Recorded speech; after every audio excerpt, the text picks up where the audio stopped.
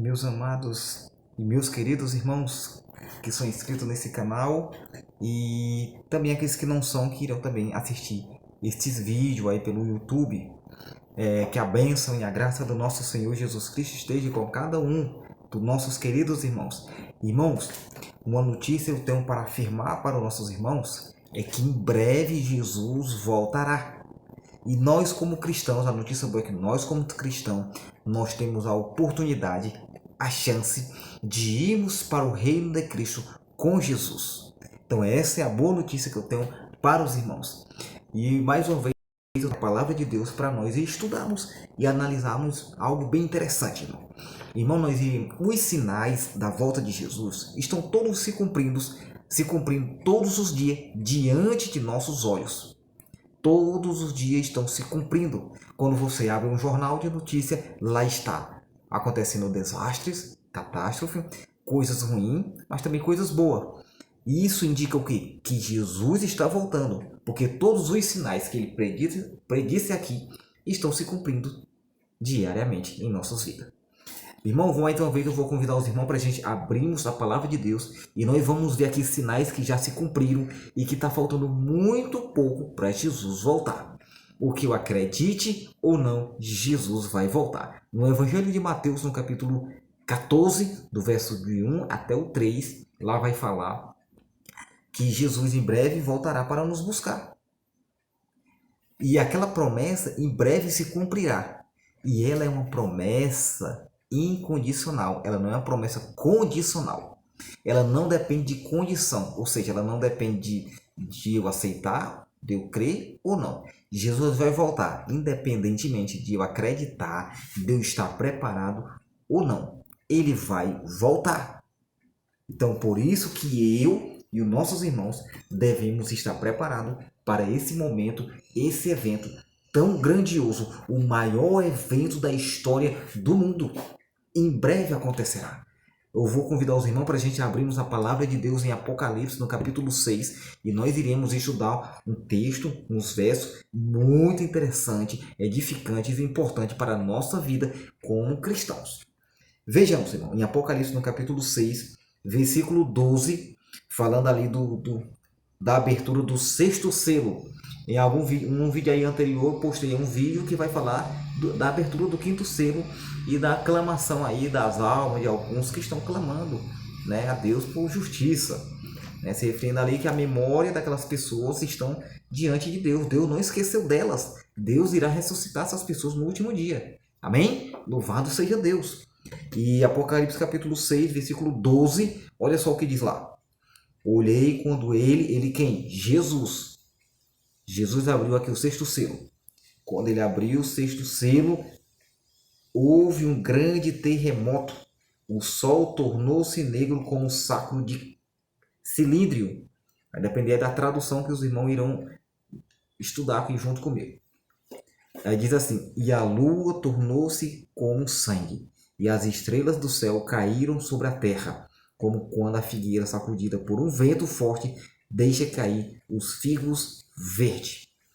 Então a gente viu aqui acontecimentos interessantes, sinais que Jesus já havia predito. Lembra que no Evangelho de Mateus, no capítulo 24, Jesus vai falar de muitos sinais que vão acontecer, que estão acontecendo, que ele disse que aconteceriam antes dele voltar a este mundo? Pois é, estes sinais estão se cumprindo. Está se cumprindo aí a falta de amor, falsos profetas, falsos cristos, pessoas operando grandes sinais, maravilhas, prodígios, a falsa religião, e as pessoas seriam mais amigas dos prazeres do que amigas de Deus. Então, pessoas que se julgariam religiosas, mas agem como se não fossem. Timóteo fala desta forma. Então, isso são coisas que a gente vê no nosso dia a dia. Então, ou seja, aquilo que Jesus disse que iria acontecer, está acontecendo. E se está acontecendo, isso significa que Jesus em breve voltará. Em breve voltará. A Bíblia diz assim: eis que logo virá. Logo virá. Aquele que há de vir, virá e não tardará. Paulo fala dessa forma no livro de Hebreus. Então aqui a gente viu sinais. Primeiro, qual foi? A gente viu 3 sinais aqui. A gente viu um grande terremoto. O sol ficou negro, ou seja, não deu a sua claridade. Diz também que a lua ficou como sangue, cor de sangue, ficou vermelha. E também fala aqui de uma queda de estrelas. Irmãos, nós acreditamos, com base na profecia e na história, que esses sinais já se cumpriram. Se cumpriram? Sim. Pois se cumpriram, irmão, nós devemos estar mais ainda atentos. Nós devemos estar atentos, porque em breve Jesus voltará. Veja só, o maior de todos os terremotos conhecidos ocorreu em 1º de novembro de 1755. Então nós cremos que esse terremoto se cumpriu nesse período, nesse ano que eu citei aqui, 1755, ocorreu o maior de todos os terremotos. E esse terremoto ele atingiu vários lugares, matou bilhões de pessoas. Muitas pessoas morreram com o impacto desse terremoto. Também, esse terremoto é conhecido como terremoto de Lisboa. É só procurar. Pesquise e os irmãos verão que o que eu estou falando aqui é verdade. Também aqui Jesus predisse que haveria sinais na lua, no sol, na lua, as estrelas. Inclusive Jesus falou desses sinais lá no Evangelho de Lucas, no capítulo 21 e o versículo 25. Lucas 21, 25. Estes sinais estão descritos lá também, Jesus falando que isso iria acontecer antes da sua volta. Então o terremoto já ocorreu. Também ele vai falar ali de um... deixa eu ver aqui. Fala de uma grande, por exemplo, no 6º selo, no verso 12, vai falar ali de uma queda de estrelas. Essa profecia, ela se cumpriu em 1833, que foi uma queda de estrelas que ocorreu, ou seja, de meteoros que ocorreu. As pessoas daquela época achavam que seria o fim do mundo, era um sinal da volta, mas não era, era apenas mais um sinal da volta de Jesus, se cumprindo a profecia bíblica.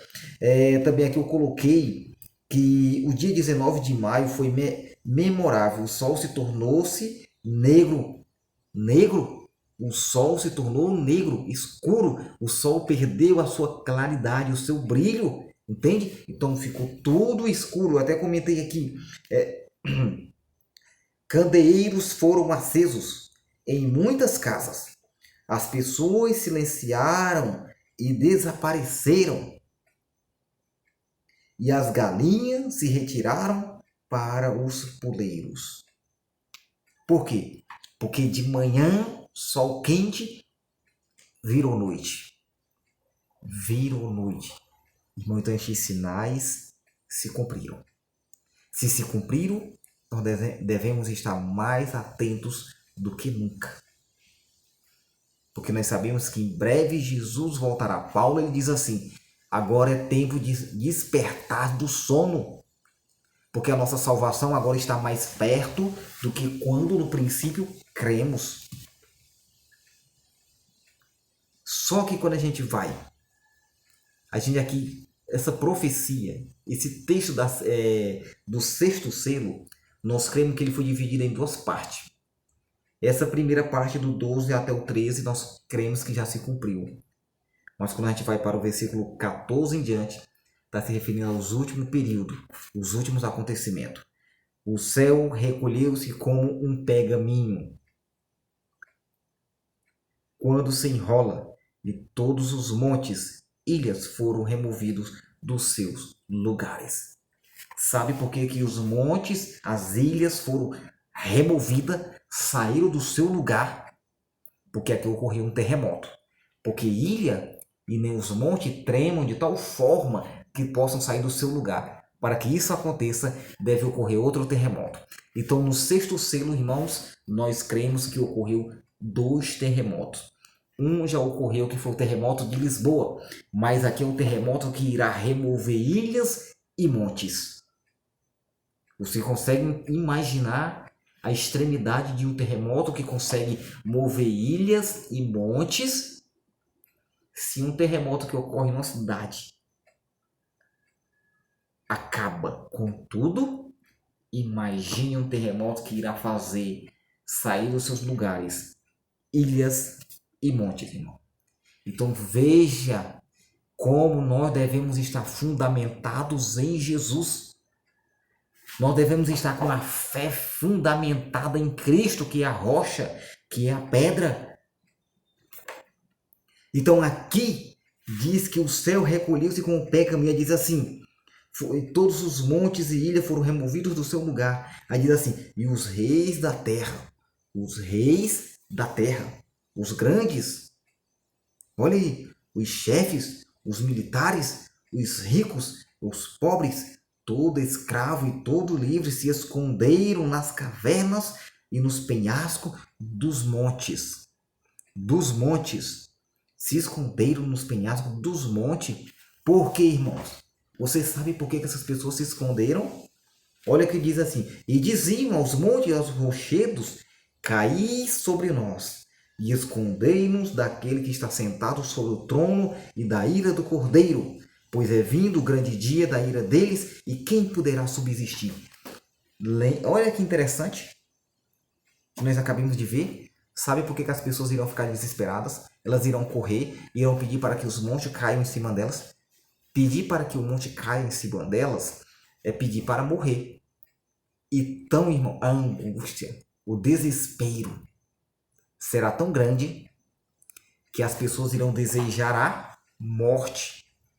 Já ouviu falar pela aí que as pessoas já andavam dizendo pela aí que no final dos tempos as pessoas irão pedir para morrer e não vão morrer? Pois aqui está. As pessoas irão pedir a morte. O desespero, a angústia será tão grande que irão pedir para morrer. Você sabe o que significa isso? Se você não sabe, não queira saber. Irão pedir para morrer. Por que eles irão pedir para morrer? Porque eles perceberam que ali se referia o último dos sinais da volta de Jesus.